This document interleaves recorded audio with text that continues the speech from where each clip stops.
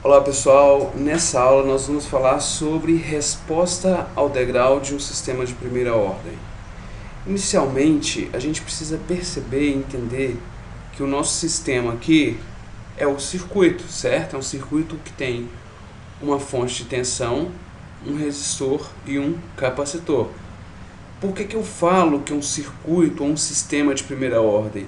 Porque ele tem um elemento que armazena energia, que neste caso seria o que? O capacitor, certo? Se ele tivesse dois elementos que armazenam energia, ou seja, um capacitor e um indutor, ele seria um circuito de segunda ordem.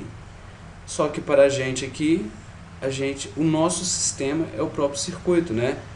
Então, o que quer dizer isso? Resposta ao degrau de um sistema de primeira ordem. Significa o seguinte: a entrada do meu sistema aqui é o que? A fonte de tensão.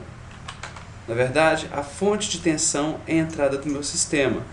E a minha saída do sistema é exatamente a variável que eu vou medir ou a variável que eu vou observar. Como vocês podem ver aqui, eu coloquei em destaque aqui VO de T. Tá? Essa é a minha saída, porque eu estou aplicando um valor de entrada e estou medindo a tensão sobre o capacitor. Então, a minha saída é o que? Tensão no capacitor, certo?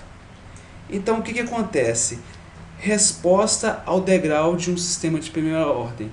Significa que eu vou aplicar uma função degrau na entrada do sistema e quero entender o que acontece com a saída no sistema de acordo com essa entrada, certo? O que é essa entrada ao degrau? Ter o degrau como entrada de um circuito. É simplesmente no instante zero, ou a partir de um determinado momento, você aplica uma tensão contínua, uma corrente contínua sobre o sistema. Porque olha só, imagine isso aqui, olha. Vamos representar aqui graficamente. Onde nós temos aqui que o eixo X é o T e o eixo Y, vamos falar aqui que é tensão, volts. O degrau unitário, pessoal, a gente já sabe que ele tem aproximadamente esse formato. Ele vale 0 até um instante zero, tá? E para t maior ou igual a zero, ele tem uma amplitude aqui de 1 até o infinito. Essa amplitude de 1, ela quer dizer 100% do valor de tensão aplicado, porque 100% é 1, não é verdade? Então, é como se a partir desse instante zero, eu aplicasse uma tensão contínua por um tempo indeterminado. Por isso que eu falo que é até infinito. Na verdade, esse infinito, ele é simbólico, tá? Ele não existe. Quer dizer que eu apliquei um degrau por um tempo indeterminado até que o sistema se estabilizasse. Passasse ali pelo transitório dele. Então pronto. Se a minha entrada aqui fosse de 100%, fosse uma tensão de 10 volts, ótimo. Esse valor aqui no lugar de 1 seria 10. Mas isso não vai influenciar no resultado. Então vamos começar. O primeiro passo para a gente resolver esse circuito, a gente poderia fazer por equações diferenciais, só que dá um pouco mais de trabalho, né? A gente precisa de relembrar de muita coisa que a gente viu talvez em semestres anteriores. Então a gente vai trabalhar com esse circuito aqui através da transformada de Laplace, porque são cálculos simples, apesar de parecer trabalhoso, são cálculos simples. A gente só tem que ficar atento para não cometer algum erro de cálculo, né? Então olha só, o primeiro passo para resolver esse circuito é representá-lo no domínio da frequência, tá? Então deixa eu só apagar aqui, não, o melhor. Então vamos transformar cada elemento, tá, do sistema em um elemento correspondente no domínio da frequência. Como a gente viu, o degrau unitário no domínio do tempo, né, claro, ao passar para o domínio da frequência, a gente tem que ele é 1 sobre S, tá? Então, transformando o degrau unitário no domínio da frequência, nós teremos 1 sobre S. que seria a nossa entrada. Já o resistor, como ele é um elemento cuja tensão, né, a corrente varia em função dele no domínio do tempo, ele continua sendo o quê? O próprio resistor. Ele não sofre alteração para o domínio da frequência, porque ele é constante, né? Se eu tenho, por exemplo, um resistor de 5 ohms, esse valor é uma constante. Já do capacitor, a impedância dele varia de acordo com quando eu mudo do tempo para frequência ou quando eu vario a frequência sobre ele. Já o capacitor aqui, ao passar para o domínio da frequência, eu posso representá-lo em 1 sobre SC, sendo que C é a sua capacitância, certo? Então, veja só, para me representar no domínio do tempo, eu procuro sempre representar com letra minúscula, tá? Só o resistor que eu estou com letra maiúscula, porque ele não sofre variação, como eu tinha mencionado. Então, como eu estou medindo aqui VO de T no domínio do tempo, para me representar isso no domínio da frequência, eu só vou representá-lo com letra maiúscula. E como é no domínio da frequência de Laplace, eu vou representar como sendo VO de S. Certo? Então, o que eu quero, o meu objetivo aqui, simplesmente é... Deixa eu só ajustar aqui. O meu objetivo aqui é obter o que? VO de S.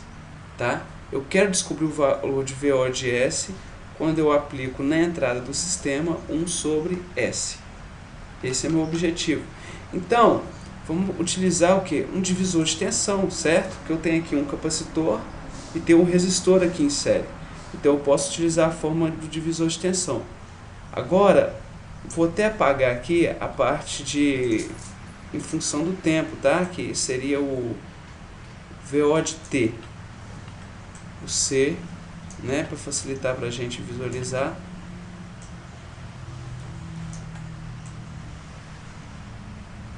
Então a gente vai trabalhar agora com esses valores no domínio da frequência.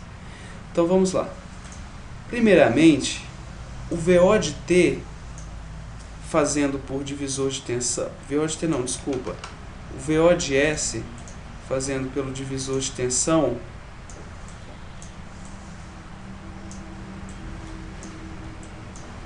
VO de S vai ser igual a essa impedância dividido por ela mais a impedância que tem série vezes o que?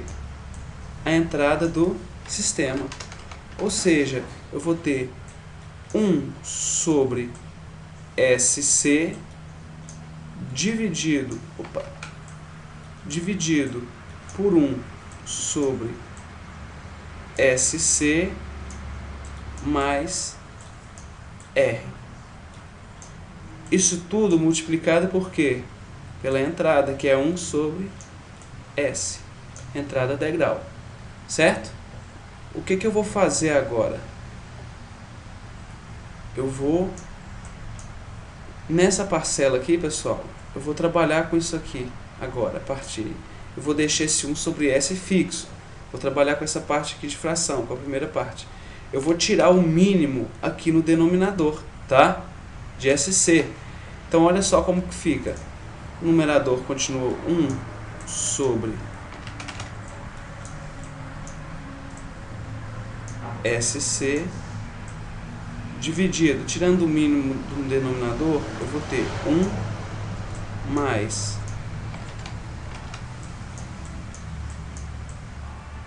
RCS dividido por SC. Isso tudo vezes o que? Vezes 1 sobre S. Agora, o que eu faço com o denominador? Eu corto. Pronto. Então, eu tirei o mínimo justamente para simplificar o cálculo. Vamos continuar pelo lado de cá. Então, o VO no domínio da frequência, olha só, aqui eu estou falando VO de S, né? Então, vamos continuar com dessa forma. O VO de S, depois que eu cortei os denominadores, eu vou ter 1 dividido por RCS S mais 1 multiplicado por 1 sobre S. Bem, vamos dar uma analisada nessa parte da nossa equação. Quando eu for fazer a transformada inversa para transferir, para representar essa mesma função no domínio do tempo, eu tenho uma transformada de Laplace no formato de um valor qualquer, que a gente chama de K, olha só, um valor qualquer dividido por S mais A, que é uma outra constante. Ao passar essa função para o domínio do tempo, né, fazendo a transformada inversa, o resultado vai ser o valor constante K vezes E elevado a menos AT. Então, eu preciso que essa parcela aqui da minha equação fique neste formato. Ou seja, o S tem que ficar sozinho somado com um valor constante. Só que se eu for reparar, nesse caso aqui, olha, eu não tenho um S sozinho, ele está multiplicado por RC. Então, o que eu faço aqui? Eu posso multiplicar, eu posso dividir o denominador por RC e o numerador por RC, desculpa, e dividir o denominador por RC. Isso vai me conduzir a... Vou até escrever, vamos fazer isso aqui bem descritivo.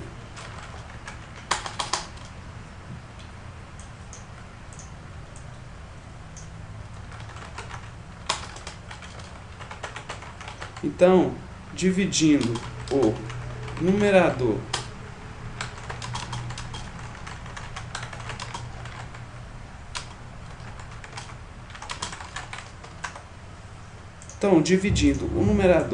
e o denominador por RC, a gente tem o seguinte resultado. Nós teremos que VO de S vai ser igual a 1 sobre RC dividido por S mais 1 sobre RC. Isso tudo multiplicado por quê? 1 sobre S.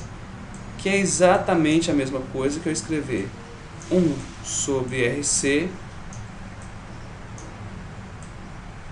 dividido por S, que multiplica S mais 1 sobre RC.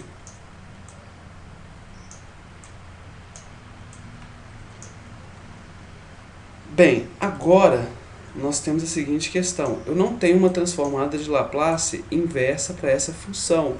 Mas como eu tenho ali no denominador uma multiplicação de variáveis S, eu posso utilizar para resolver isso a decomposição em frações parciais desses termos. Então, eu posso falar que 1 sobre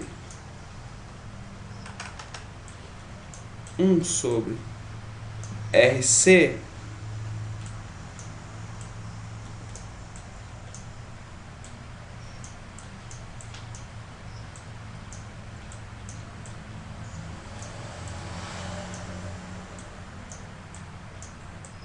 decompondo em frações parciais, isso é a mesma coisa que A sobre S mais B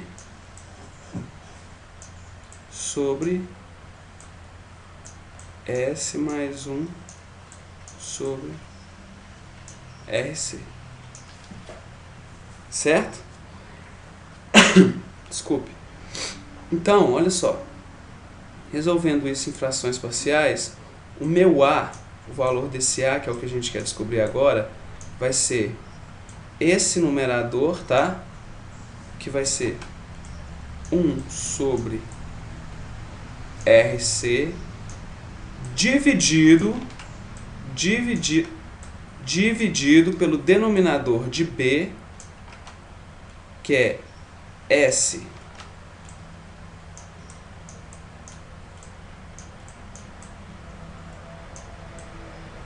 dividido por S mais 1 sobre RC, quando S é igual a zero. Por que eu considero S é igual a zero? Porque eu tenho que substituir pelo valor que faz com que o S zere o denominador de A, que é exatamente o que eu estou querendo descobrir, né? Então, para esse caso, nessas condições, né, eu vou falar que o A vai ser igual a 1 sobre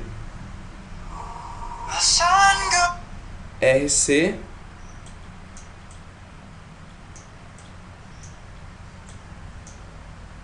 dividido por, se eu colocar no lugar de S0, dividido por 1 sobre RC, certo? Isso aqui vai ter como resultado o quê? 1. Então, o meu A vale 1. Repetindo o mesmo procedimento para B, eu vou utilizar 1 sobre RC, da mesma forma que eu fiz com A, só que o denominador agora, eu vou utilizar o denominador de A. Tá vendo? Quando eu fui determinar o valor de A, eu fiz este numerador dividido pelo denominador de B, quando esse valor tende, quando o denominador de A tende a zero. No caso de B, eu uso este numerador com o denominador de A, com o valor de S que faz este denominador tender a zero. Certo? Então vai ser 1 sobre RC dividido por S, quando S é igual. Me responda uma coisa.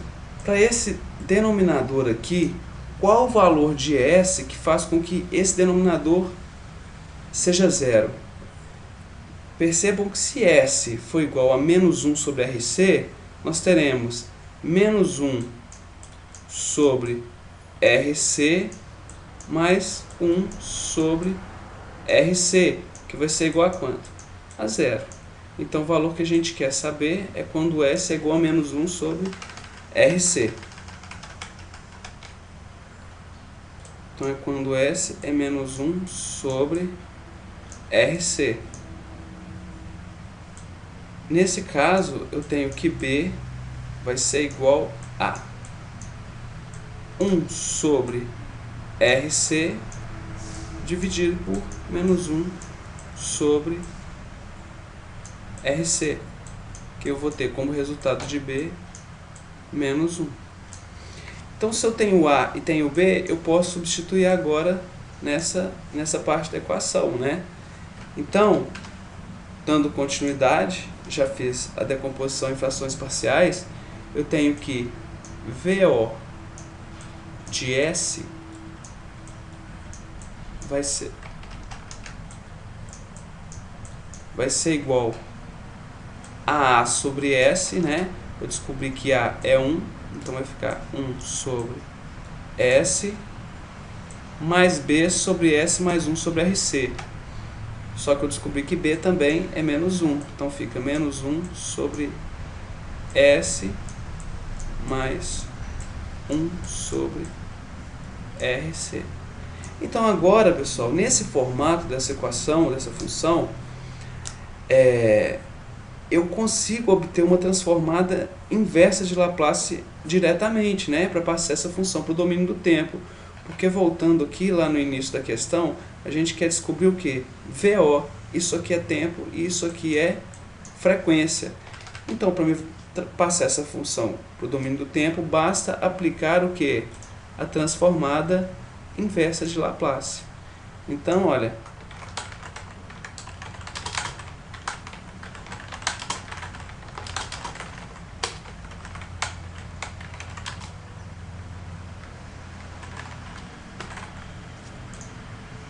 então vamos representar aqui no domínio do tempo por essa outra cor, né?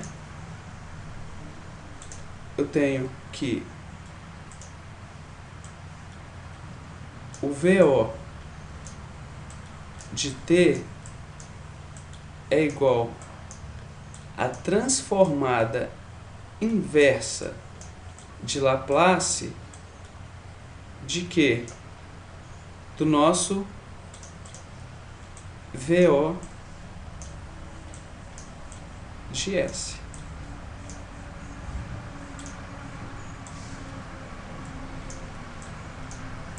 Então, qual que é a transformada inversa de Laplace de 1 sobre S? É 1, não é? Transformada inversa de Laplace é 1. Menos, né? Esse menos aqui, a transformada inversa de Laplace desse termo. Como a gente fez no início, que a transformada inversa de Laplace de K sobre S mais A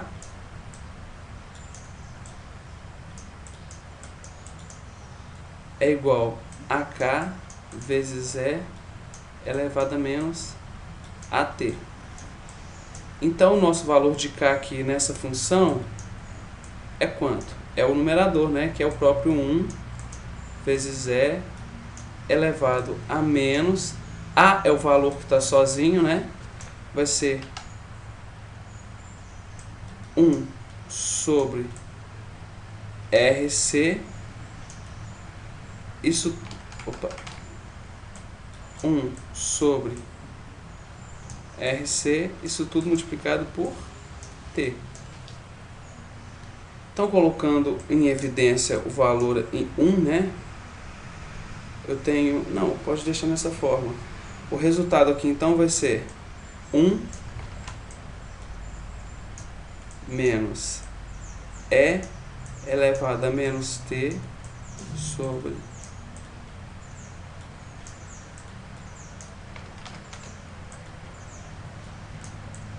RC volts. Então, essa aqui é a resposta ao degrau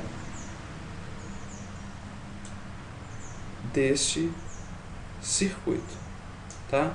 Essa é o valor da tensão, a equação que descreve o valor da tensão sobre o capacitor desse circuito é essa função, certo?